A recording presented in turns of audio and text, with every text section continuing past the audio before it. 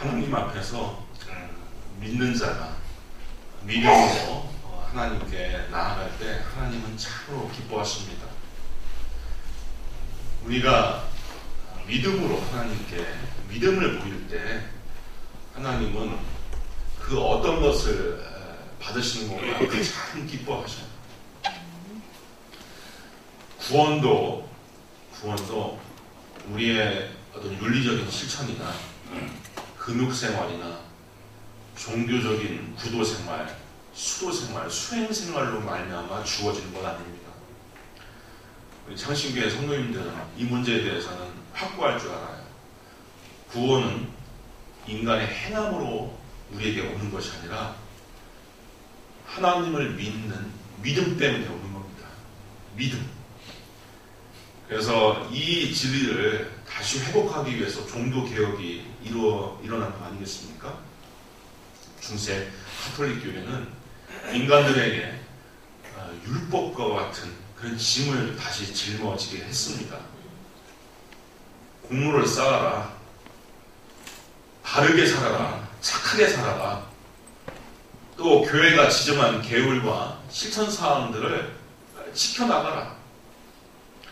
그래서 하나님이 우리의 행함, 우리의 실천, 우리의 공덕을 이렇게 보시다가 너는 천국으로 직행할 만하겠다 하면은 천국으로 하나님께서 받아주시는 것이고 너는 그렇게 살면 안 되지. 그렇게 살면은 너는 천국으로 못 와.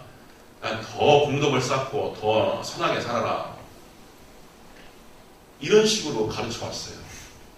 그러니 중세 교인들은 어떤 생각에 확 물려있냐면은 율법주의적인 어떤 피해의식, 망상, 여기에 눌려 지냅니다. 다시 말해서 내가 지금 바로 죽어도 내가 지금 살아온 내 행동, 내 모습이 얼마나 부족하고 얼마나 내가 엉망인지 아는데 내가 어떻게 이 능력으로 내가 이 모양으로 어떻게 천국 갈 수 있겠느냐. 두렵다.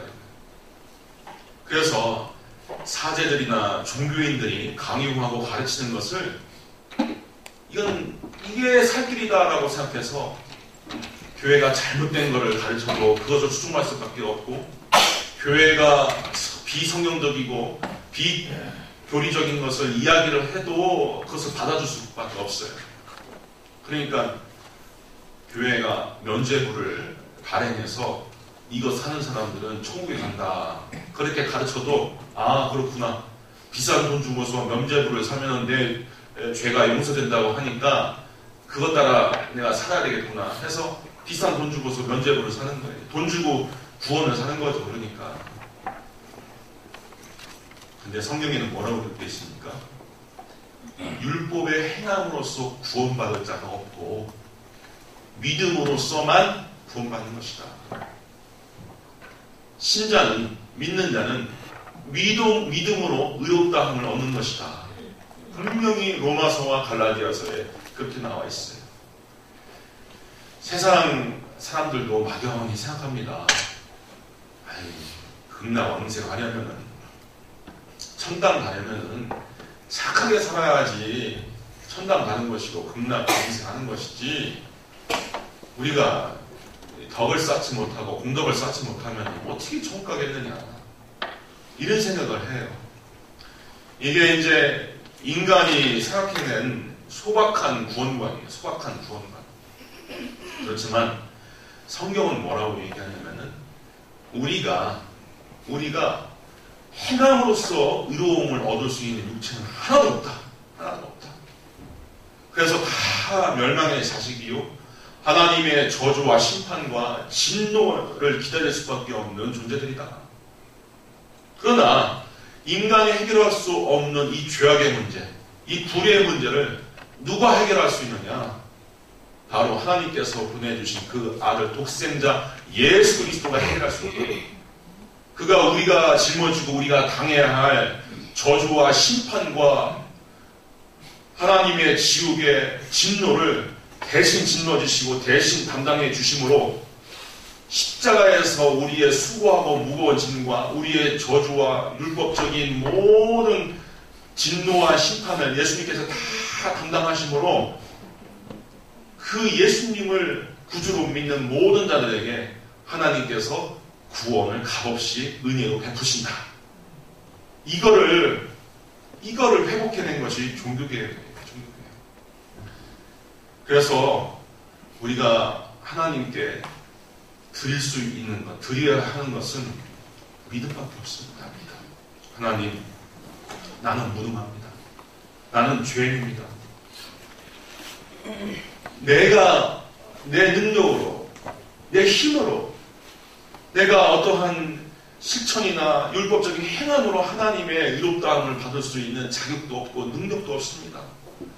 하지만 이 문제를 예수께서 대신 담당하시고 예수께서 짊어지시고 예수께서 나의 모든 고통과 하나님으로부터 받아야 할 징벌들을 다 도맡아서 십자가 지심으로 나는 자유합니다. 해서 이렇게 믿는 자들에게 하나님께서 자녀 삼아 주시고 하나님의 천국 시민권을 우리에게 베풀어 주시는 거예요. 그래서 믿음이 참 중요해요.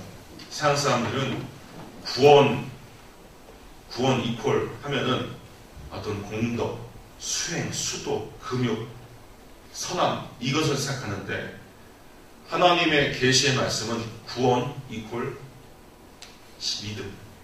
구원은 믿음에서 난다. 이렇게 가르치는 겁니다. 그래서 우리 모든 상신교회 성도님들은 믿음으로 하나님을 기쁘시게 할 수 있기를 주님의 이름으로 축원드립니다. 믿음이 중요해요. 믿음. 하나님, 믿습니다. 부족하지만 믿습니다. 내가 연약하지만 믿습니다. 한 주일을 어떻게 살아오셨는지 모르겠습니다. 하나님 말씀대로 바르고 참되게 떳떳하게 살아오셨는지 아니면 좌충우돌 하면서 때로는 내가 실수하면서 때로는 하나님의 말씀을 어기면서 내 욕심 따라 살아왔는지 모르겠어요. 하지만 나를 위하여 십자가에 지신 예수님의 그 공로를 의지하고서 염치 불구하고서도 나와서 하나님 은혜 주옵소서 이렇게 나오는 것이 이게 믿음이에요. 이게 염치 불구하고 나와서 내가 죄인이지만 하나님 나에게 은혜 베풀어 주시고 복 주시고 나 좀 살려주시고 나 좀 이 모든 고통과 내 모든 슬픔 여기에서부터 구원하여 주옵소서라고 머리를 조아리는 것이 이게 믿음이에요. 이것을 하나님께서 더 기뻐하신 겁니다. 오늘 본문은 특별히 하나님께서 칭찬하실 만한 믿음, 칭찬하실 만한 믿음이 무엇인가 여기에 대해서 우리가 깊이 더불어 묵상해 보실 수 있기를 바랍니다. 로마의 백부장이라고 하는 사람이 예수님께 나와서 몇 마디 예수님과 주고받았더니 예수님께서 크게 칭찬하시면서 이스라엘 가운데 이만한 믿음을 내가 보지를 못했다라고 하는 어마어마한 칭찬을 해주십니다. 이 백부장이라고 하는 사람은 이방인이에요. 이방인. 근데 이스라엘은 어떤 사람들입니까? 모세로부터 아니 그 이전 아브라함으로부터 하나님께서 택정하신 선민이에요. 선민.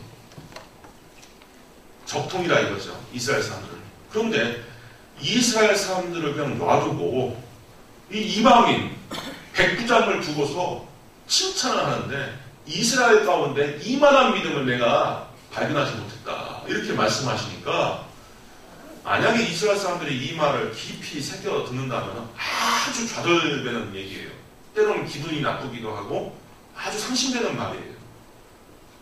아니 우리가 선민인데 아브라함의 자손인데 왜 우리를 놔두고 저 이방인에게 이러한 큰 칭찬을 하는가. 여기에 우리의 주의가 좀 포커스가 맞춰줘야 됩니다. 이 백부장이 어떤 믿음을 보였길래 예수님을 이렇게 큰 칭찬을 첫 번째는 이 백부장은 사람으로서 사랑할 수 있었던 믿음을 가졌다라고 하는데 우리가 주의를 기울여야 됩니다. 자기의 문제를 가지고 예수님께 나온 것도 아니고 처자식간의 문제를 가지고서 예수님께 나온 것도 아니고, 또 부모 형제의 문제를 가지고 예수님께 나온 것이 아니라 누구의 문제를 가지고 나왔냐면은 자기 하인의 문제를 가지고 예수님께 나와요. 주여, 내 하인이 중풍병으로 집에 누워 몹시 괴로워하나이다. 이상해요. 우리가 하나님께 아쉬운 기도를 드릴 때 되게 보면은 1차적으로 내 문제. 또 2차적으로 처자식 문제. 부모님을 위한 기도 별로 안 하는 것 같아요. 되게 그래요. 또 사랑하는 친구 이 정도? 근데 하인의 문제를 가지고서 절실하게 하나님께 나옵니다. 아주 색다른 겁니다.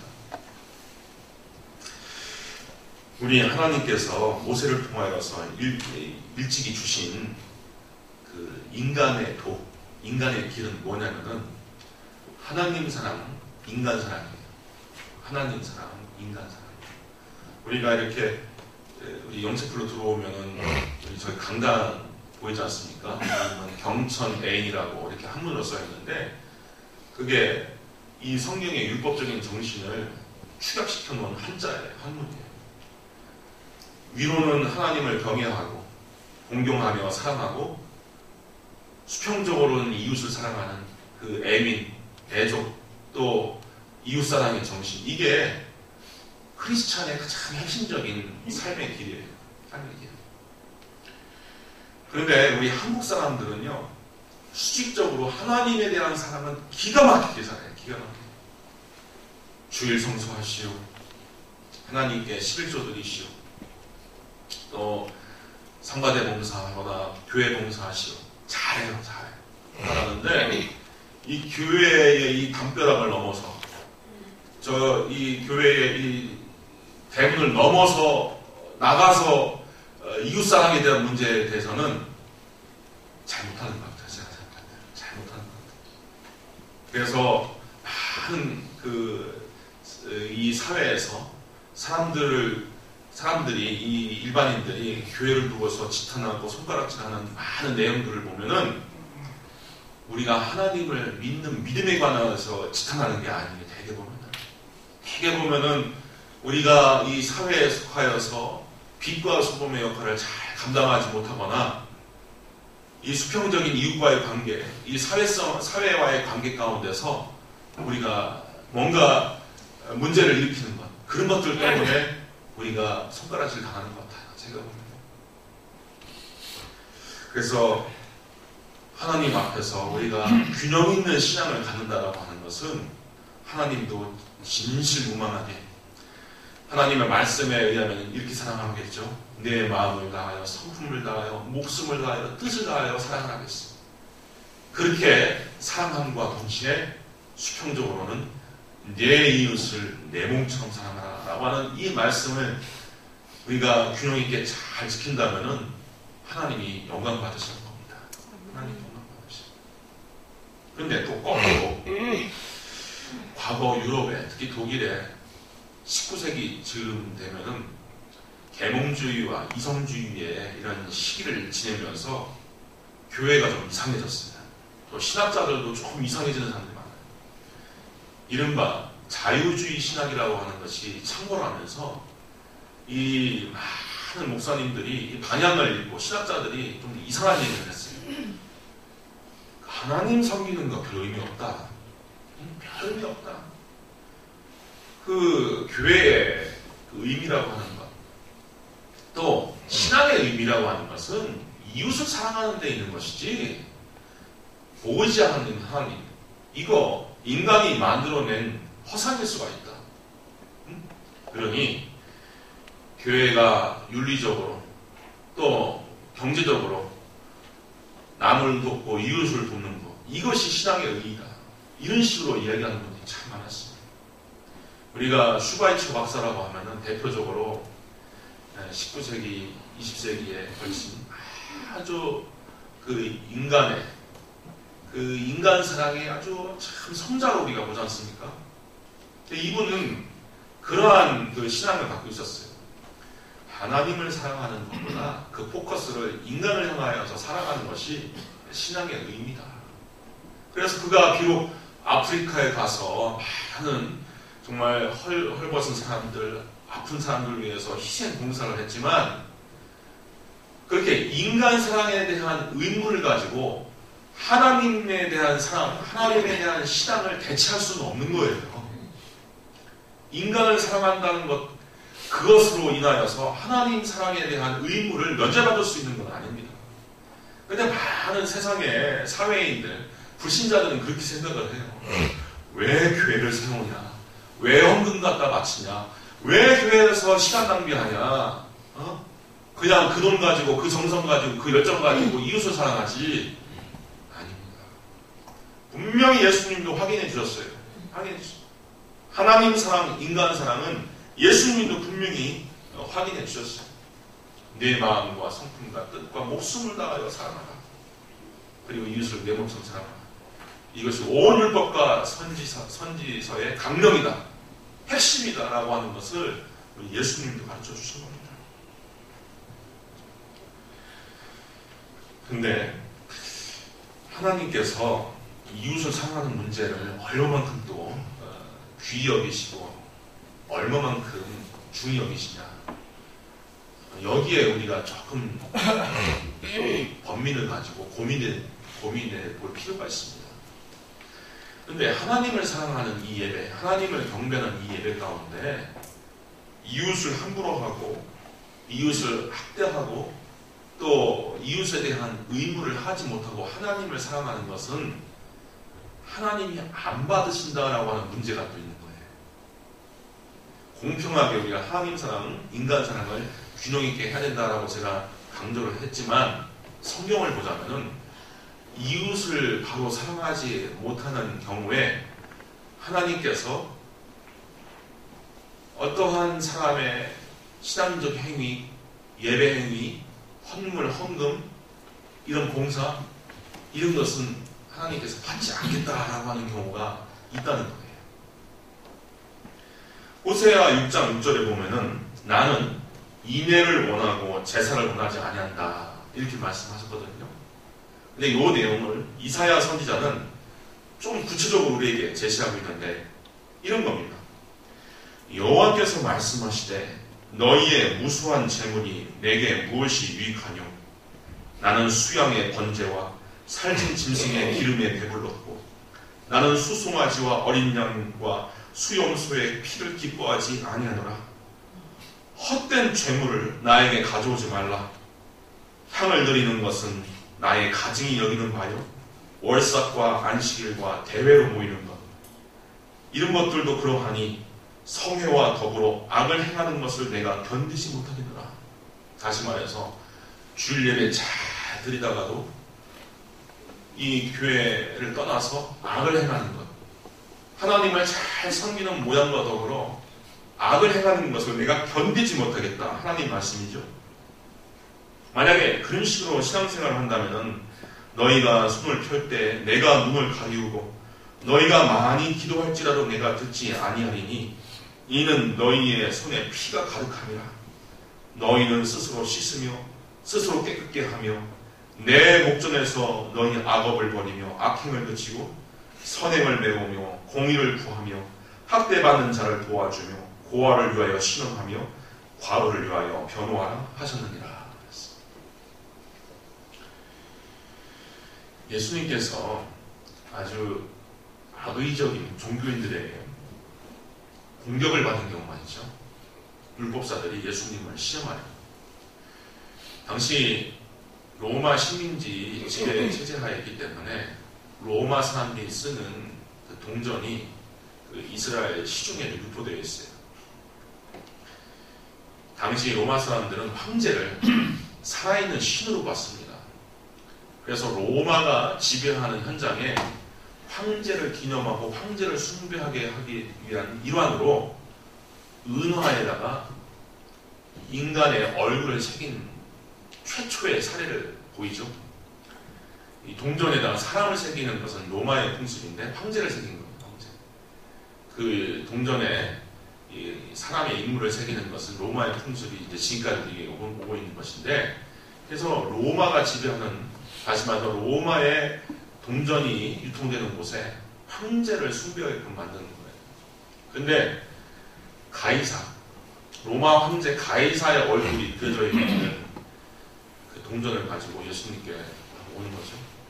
자, 이 동전에는 가이사가 새겨져 있는데, 가이사에게 세금을 바치는 것이 가합니까? 가하지 않습니까? 이렇게 묻는 거예요, 예수님께. 당시에 정말 가혹한 세금에 이스라엘 민초들이 얼마나 힘들었는지 몰라요. 그래서 세금을 거두어다가 로마 당국에 갖다 바치는 세리를 인간 이하로 취급했죠. 근데 예수님께서 그래, 가이사에게 세금을 바쳐가라 하면은 민심을 다 잃어버리는 거예요. 민심을 다 잃어버리고, 저자는 구세주가 아니다, 저자는 이스라엘의 메시아가 아니다, 사람들이 마음을 탁 닫을 수가 있습니다. 그런데 반면 가이사에게 세금을 바치지 말거라 라고 하면은 그 자리에서 로마 당국장에 붙잡혀서 반란을 획책하는 이 반동군자로, 이 저항 세력으로 붙잡혀서 그대로 또 예수님께서 뜻하신 일들을 다 못 이루고 그대로 죽을 수가 있어요. 진퇴의 악난이죠. 근데 예수님께서 이때 뭐라고 말씀하십니까? 유명한 말씀이죠. 가이사의 것은 가이사에게, 그리고 하나님의 것은 하나님께 드려라. 근데 이 말씀이 교묘하게 자기의 위기를 모면하기 위한 그런 꾀처럼 우리가 읽을 수 있어도요, 그거 아닙니다. 이건 무슨 얘기? 이것도 똑같은 얘기예요. 하나님에 대한 의무는 하나님께 대하고, 또 사람으로서 해야 할 의무는 사람으로서 하라. 이 대원칙을 예수님께서 다시 확인한 거예요. 다시 확인한 거예요.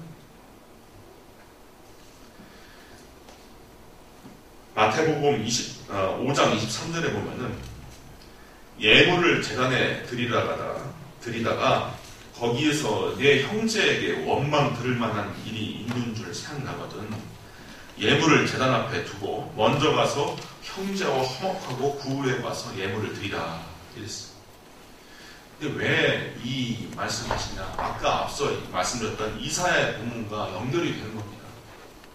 그러니까 우리가 이웃과의 관계, 우리의 형제 자매들과의 관계가 원활하지 못할 때, 내가 하나님께 예배드린다, 하나님께 경배한다, 또 하나님께 헌물을 한다라고 해서 드리겠노라라고 하지만 형제 자매와 바른 관계를 맺지 않은 한에 있어서는 하나님께서는 그 순양의 기름진 향, 그 송아지로 드리는 그 위대한 제물로도 하나님은 받지 않겠다라고 하는 문제가 있기 때문에. 근데 독일 교회 같은 경우 이런 경우가 있어요. 그래서 우리는 성도의 교제 시간을 예배 후, 설교 후에 있게 해서 서로 간에 주변 사람들과 인사를 나누게끔 하고 그러는데, 예배 전에 혹은 예배 딱 시작하면서 형제들과 또 교인들과 함께 인사를 나누게끔 하는 시간이 독일 교회의 왕문고입니다. 왜냐하면 이 말씀의 근거로 우리가 인간끼리, 사람끼리 화해하고 화목하지 못한다면 하나님이 제물과 예배를 받지 않는다라고 하는 말씀이 성경에 도처에 있기 때문에 그런 식으로 예배를 짜는 겁니다. 예배를. 자, 근데 오늘 본문에 이 백부장은 그런 관점에서 보자면 참 예쁜 믿음의 소유자예요. 하인이라고 하는 이 헬라어 본문을 보면은 파이스라고 되어 있는데, 이게 종인지 노예인지 자기 부관인지 확실하지를 않아요. 하지만 분명히 알 수 있는 것은 아랫사람이에요. 그리고 이 백부장이라고 하는 사람은요, 이 센츄리온이라고 해서 요즘은 이런 체제가 없지만 이 사관도 아니고 장교도 아니고 이 부사관도 아니고 이 모호한 이 계급의 사람인데, 이 전쟁을 많이 치우면서 이 지휘관들이 볼 때, 이 사람 참 통솔력이 좋다. 이 농부 출신인데, 이 사람이 어부 출신인데, 참 용맹하고 인솔력이 있다라고 해서 이렇게 두고 보잖아요. 그럼 그 사람에게 100명 정도의 장수를 붙여서 이렇게 편제를 짜는 겁니다. 우리 계급 체계를 보면은 이 나이 또 소위 짬밥에 따라서 이렇게 계급을 주지만 나이가 40이 돼도 50이 돼도 백부장으로 남아있는 사람들이 참 많아요. 왜냐하면은 이런 사람들이 현역에 들어가서 진짜 이 야전에 들어가서 다 중심을 잡고 있어야 하기 때문에 이 로마 사람들은 그런 식으로 군대를 짜는 겁니다. 그래서 백부장 하면은요, 수많은 전쟁과 전투를 치르면서 사람들의 목숨이 추풍 낙엽처럼 죽어가는 것을 숱하게 본 사람이에요. 그래서 사람 목숨을 가볍게 여길 수 있으면 얼마든지 가볍게 여길 수 있는 사람입니다. 그런데 그럼에도 불구하고 자기 하인이 이 병에 걸려서 괴로워하는 문제를 가지고 예수님께 나오는 거죠. 예수님은 일찍 이런 말씀을 하셨습니다. 누구든지 제자의 이름으로 이 소자 중 하나에게 냉수 한 그릇을 주는 자에게 내가 진실로 너에게 이르노니 그 사람이 결단코 상을 잃지 아니하겠다. 지극히 작은 자에게 찬물 냉수 한 그릇으로 주는 자는 내가 결단코 그 상급을 잃지 않겠다. 이렇게 말씀하시는 겁니다. 우리 하나님께서는 온갖 인생들을 다 살피시고 자비를 베푸시지만 특히 세상에서 의지할 것 없는 연약한 인생에게 대한 관심이 크셔요. 신명기서 보면은 내가 밭에서 곡식을 벨 때에 그 한 뭇을 밭에 잊어버렸거든 다시 가서 취하지 말고 객과 고아와 과부를 위하여 버려두라. 그리하면 내 하나님 여호와께서 내 손으로 하는 범사에 복을 내리신다. 소출이 많을 때 우리가 곡식 한 단을 밭에 이렇게 놓아두고 올 때가 있잖아요. 그럼 그거 개혁해서 찾아오는 2주에서 힘겹게 일하는 거류인들이나 고아들이나 과부들이 그것을 취하여 먹을 때 하나님께서 기뻐하시니 오히려 너에게 큰 복을 모든 범사에 형통케 하는 복을 주실 것이다. 이렇게 말씀하시는 거예요. 시편 68편 5절에 보면은 그 거룩한 처소에 계신 하나님은 고아의 아버지시며 과부의 재판장이시라 했습니다. 고대 사회의 고아라든지 과부는 법적인 그 도움을 받지 못하고 또 사회적인 아주 약자예요. 그렇지만 하나님께서는 그런 사람들의 지지자, 후원자가 되신다라고 그렇게 말씀을 하고 계시는 겁니다. 마태복음 5장 7절에 긍휼히 여기는 자는 복이 있나니 저희가 긍휼히 여김을 받을 것이며 하십니다. 그래서 이 백부장이 이 문제를 예수님께 가지고 왔을 때 예수님은 그의 믿음을 시험해 보지도 않고 바로 오케이 내가 가서 고쳐준다 하면서 발걸음을 옮기시려고 한 거예요. 내가 가서 고쳐주리라. 자, 여기에 두 번째 이제 백부장의 귀한 믿음의 비결이 보입니다. 내가 가서 고쳐주리라라고 해서 백부장이 뭐라고 대답하냐면 주여 내 집에 들어오심을 나는 감당치 못하겠습니다. 아니 고쳐주겠다고 하는데 왜 또 길을 막는가? 백부장은 지금 위세를 떨칠 수 있는 마치 과거 우리 일제시대 때 헌병대장처럼 아주 권력이 있고 위세 등등한 사람이에요. 하지만 지금 백부장은 입장 바꿔서 이스라엘의 거룩한 선생님의 입장에서 생각하는 겁니다. 이스라엘 사람들은 이방인들과 개순대로 접촉을 하지를 않을 뿐더러 그들의 집에 방문하지도 않고 그들을 집에 초청하지 않습니다. 부정한다고요. 그래서 예수님이 자기와 같은 이방인의 집에 온다라고 하는 것은 큰 별례다. 내가 예수님께 큰 결례를 행하는 것이다. 그러니까 오지 마옵소서 이렇게 얘기를 하는 겁니다. 사회적 지위를 보면은요, 이거는 백부장이 예수님을, 이런 가난한 목수 출신의 이 청년을 마음껏 부릴 수가 있어요. 하지만 예수님 앞에서 겸손과 자기 비하를 보이는 거예요. 성자 아우구스티누스는요, 믿음의 본질을 이렇게 얘기합니다. 첫째도 겸손이요, 둘째도 겸손, 셋째도 겸손입니다. 우리가 우리의 무능과 우리의 허물과 우리의 죄악을 하나님께 고백하는 것, 예배당에 와서 머리를 조아리고 먼저 하나님, 이 부족한 종이 왔사오니 용서하여 주옵소서, 내가 내 죄를 압니다 라고 이렇게 머리를 조아리며 회개 기도로 하는 것을 하나님께서는 참 기뻐하시는 거예요. 우리가 예수 믿지 못하는 이유가 뭡니까? 겸손치 못해. 내가 왜 죄인이냐? 내가 왜 죄인이냐? 나는 뭐 건전한 시민으로서 떳떳하게 잘 살았는데 내가 뭘 잘못한 게 있다고. 이런 생각이 가득하면은 참된 크리스찬이 될 수가 없어요. 하지만 우리가 늘 십자가에 달린 예수님을 보고 하나님을 묵상할 때마다 우리는 우리의 연약함과 무능을 발견하잖아요. 하나님, 죄인입니다. 그렇지만 하나님은 이것을 사랑하시고 기뻐하시는 겁니다.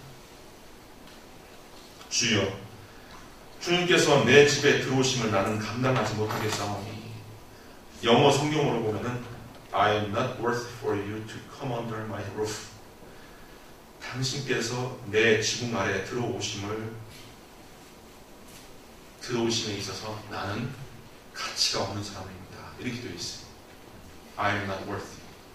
나는 존재 가치가 없는 사람입니다. 이렇게까지 얘기하는 겁니다. 이게 바로 이 로마 백부장의 두 번째 믿음의 비결이고요. 세 번째는요, 말씀의 권위를 두는 신앙입니다. 8절에 다만 말씀만으로 하옵소서, 그러면 내 하인이 낫겠사옵나이다. 우리는 기적을 보면 믿겠다, 실증적으로 하나님을 따지고 분석하고 해서 판단되면 내가 신을 믿겠다, 이런 식으로 생각하시는 분들이 많이 있어요.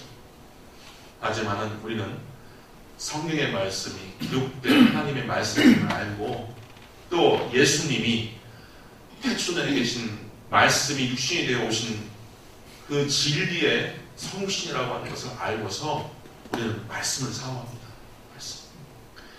말씀 중심의 신앙을 할 때 하나님은 기뻐하셔요. 말씀을 믿는 것이 곧 하나님을 믿는 것이고, 말씀을 우리가 존중하는 것이 하나님을 존중하는 것이고, 말씀을 사랑하는 것이 곧 하나님을 사랑하는 것입니다. 그래서 우리 성도님들께 제가 성경 공부를 이렇게 하는 것이, 말씀을 사랑하고 말씀을 가까이 두는 것이 하나님을 사랑하고 하나님을 가까이 두는 것이기 때문에 그래요. 우리 사랑하는 성도님들, 어떤 기적이라든지 어떤 논리적으로 분석하고 실증되어서 믿는 그런 믿음은 예수님께서는 좋아하지 않으시네요. 부활 이후에 예수님께서 도마에게 그 못 자국 난 손과 그 창자국 난 옆구리를 만져보라고 하잖아요. 다른 제자들은 예수님의 부활을 다 믿지만 도마는 내가 그 창자국에, 내가 그 못 자국에 손을 넣어보지 않는 한 믿지 못하겠다, 이런 실증적인 태도를 보입니다. 그때 예수님께서 만져봐라. 그러니까 도마가 비로소 나의 하나님, 나의 주님이십니다, 이렇게 고백을 해요. 이때 예수님께서 너는 나를 본고로 믿느냐, 보지 않고 믿는 자가 복되다, 예수님께서 이렇게 말씀하십니다. 우리 사랑하는 성도님들, 하나님의 말씀을 의지하여 신앙생활을 잘 해나가실 수 있길 바랍니다. 아멘. 하나님의 말씀은 살았고 운동력이 있어 좌우의 날선 어떤 군보다도 예리하여 혼과 영과 및 관절과 골수를 찔러 쪼개까지 하며 또 마음의 생각과 뜻을 감찰한다 했습니다. 하나님의 말씀이 우리 심령 가운데, 우리 삶 가운데 역사하면은 병든 육신도 치유받는 것이고, 문제, 우리 앞에 첩첩이 쌓여있는 문제도 다 해결되는 것이고, 자녀를 위하여 기도하는 것들, 또 우리가 가정을 위하여 기도하는 것들, 사회를 위하여 기도하는 것들, 또 이 나라와 민족을 위하여 기도하는 것들도 다 하나님께서 응답내려 주신 것입니다. 다 해결해 주신 것입니다. 우리 모든 사랑하는 성도님들이 말씀 가운데 승리하실 수 있기를 주님의 이름으로 축원드립니다. 기도하겠습니다. 아버지 하나님, 오늘 성도의 교제의 주일을 맞이해서 우리 함께 하나님의 말씀을 깊이 묵상해 보았습니다. 우리의 이웃을 진심으로 사랑하고 또 겸손한 믿음으로 하나님께 나아가고 또한 말씀을 우리가 붙잡는 신앙을 가져서 우리 또한 이와 같은 믿음을 발견하지 못하였다. 내가 이스라엘 중에 이와 같은 믿음을 보지 못하였노라. 칭찬받을 수 있기를 바랍니다. 우리 예수님께서 다시 오실 때 세상에서 믿음을 보겠느냐 하였습니다. 하지만 우리 창신교회 모든 성도님들은 그 이름처럼 창대한 신앙으로, 창대한 믿음으로 하나님께 인정받을 수 있도록 우리의 신앙을 키워주시고 성령의 충만함을 허락하여 주시옵소서. 예수님의 이름으로 기도하옵나이다. 아멘.